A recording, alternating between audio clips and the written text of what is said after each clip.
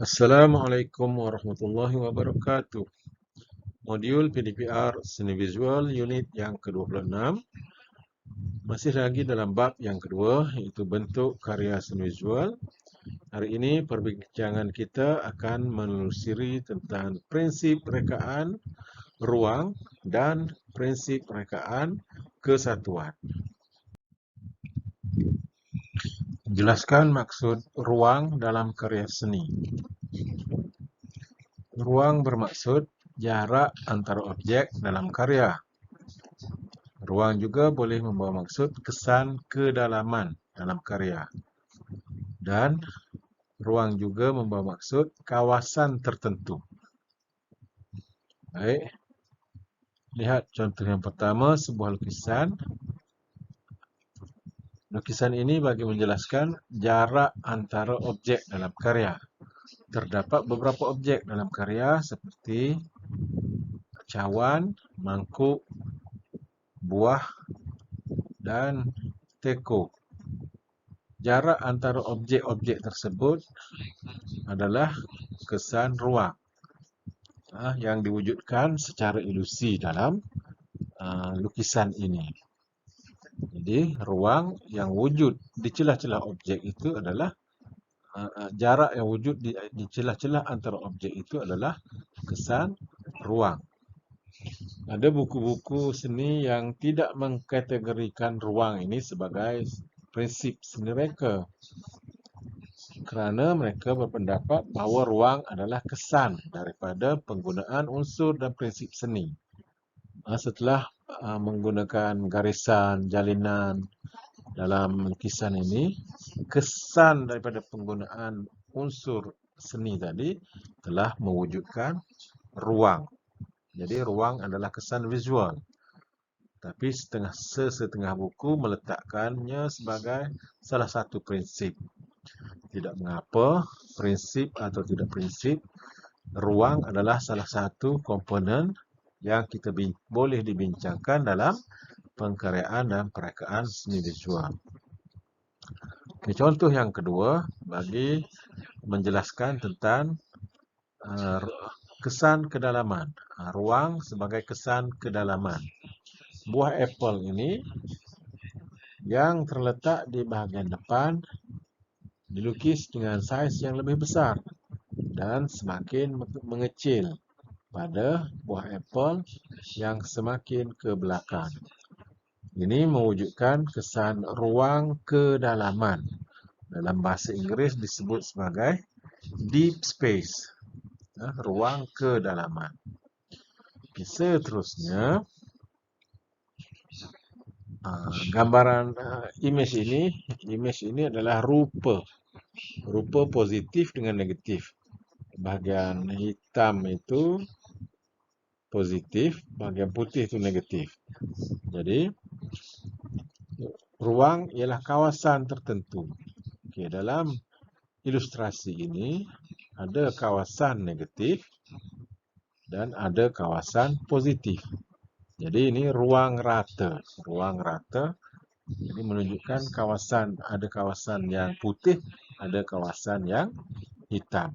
Nah, itu juga salah satu maksud ruang itu. Jadi kita akan lihat lagi contoh-contoh karya yang menghasilkan ruang. Ada beberapa jenis ruang. Jenis-jenis ruang.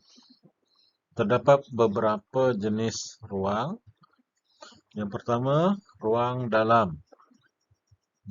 Dalam bahasa Inggeris disebut sebagai deep space. Deep space di mana karya dalam contoh ini adalah karya lukisan. Lukisan ini menunjukkan ruang yang seolah-olah jauh masuk ke dalam. Lukisan sebegini juga dikenali sebagai lukisan perspektif, di mana semua garisan tertumpu pada titik lenyap dan lukisan ini merupakan lukisan perspektif satu titik lenyap. Jadi ada 2 titik lenyap, ada 3 titik lenyap dan ini adalah lukisan perspektif 1 titik lenyap. Kesan visualnya menampakkan ruang dalam. Seolah-olah ruang itu masuk jauh sangat ke dalam. Ini ruang dalam. Jenis yang pertama. Jenis yang kedua pula ialah ruang cetek. Ini berlawanan dengan ruang dalam tadi. Ruang cetek biasanya terwujud pada karya-karya dari jenis still life atau karya yang menggambarkan image secara jarak dekat atau close up.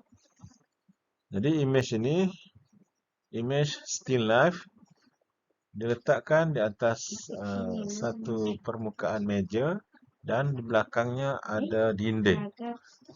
Bila ada dinding, maka objek tersebut hanya tertumpu pada kawasan itu saja. Maka ruang yang terhasil adalah ruang yang cetek. Kerana ada dinding di belakang itu, menunjukkan ruang cetek. Dalam bahasa Inggeris disebut sebagai shallow space. Ini adalah jenis ruang yang kedua. Tak kira lukisan atau catatan, kalau lukisan jenis setting, maknanya dia setkan beberapa objek, kemudian dilukis, ruang yang terhasil adalah ruang cetek.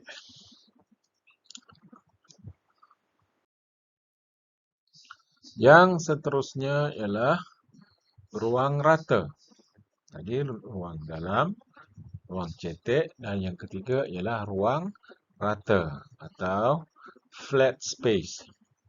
Ruang rata biasanya apabila pelukis, pengkarya atau pereka menghasilkan image dengan hanya menggunakan unsur rupa sahaja. Kalau dalam contoh ini merupakan sebuah rakaan poster International Film Festival dengan tajuk Lorem Ipsum. Jadi image yang dipaparkan sangat ringkas, image sebuah alat pemancar filem pada skrin. Kalau sekarang ni projektor lah.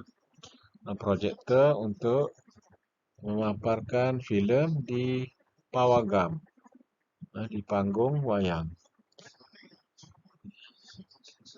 Unsur yang digunakan hanya unsur rupa dan ruang yang terhasil adalah ruang rata saja, flat space. Tak ada nampak jauh ke dalam atau cetek ke dalam, tak ada. Ini cuma ruang rata. Jadi ini adalah jenis yang ketiga, flat space, ruang rata. Dan jenis yang keempat dan terakhir ialah ruang bertindih. Juga disebut sebagai ambiguous space. Ambiguous bermaksud ruang yang mengelirukan, bertindih dan mengelirukan. Okey, mari kita lihat apa yang mengelirukan di sini ialah jika kita lihat image ini, kita belah dua di tengah-tengah ni. Sebelah kiri dan kanannya sebenarnya image yang sama, cuma image di sebelah kanan berwarna hitam, image di sebelah kiri berwarna putih. Kalau tengok pada gambar burung atau itik yang terbang itu, kalau kita tengok yang shape atau rupa yang berwarna hitam, maka itiknya sedang terbang ke arah kiri. Bila kita lihat pada itik yang berwarna putih pula, itik-itik itu sedang berterbangan ke sebelah kanan. Maka ruang yang terhasil ini adalah ruang bertindih atau ambiguous, ruang yang mengelirukan. Jadi ambiguous space ini juga salah satu karya seni yang unik, banyak dihasilkan oleh pelukis-pelukis juga di seluruh dunia. Ramai yang menghasilkan lukisan-lukisan atau catatan yang pelik begini, nampak ambiguous, nampak mengelirukan. Baik, itu adalah 4 jenis ruang.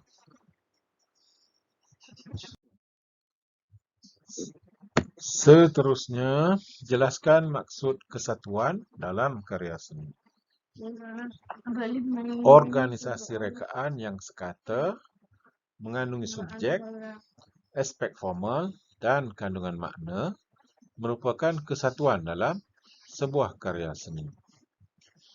Baik, kesatuan atau dalam buku-buku bahasa Inggeris disebut sebagai unity.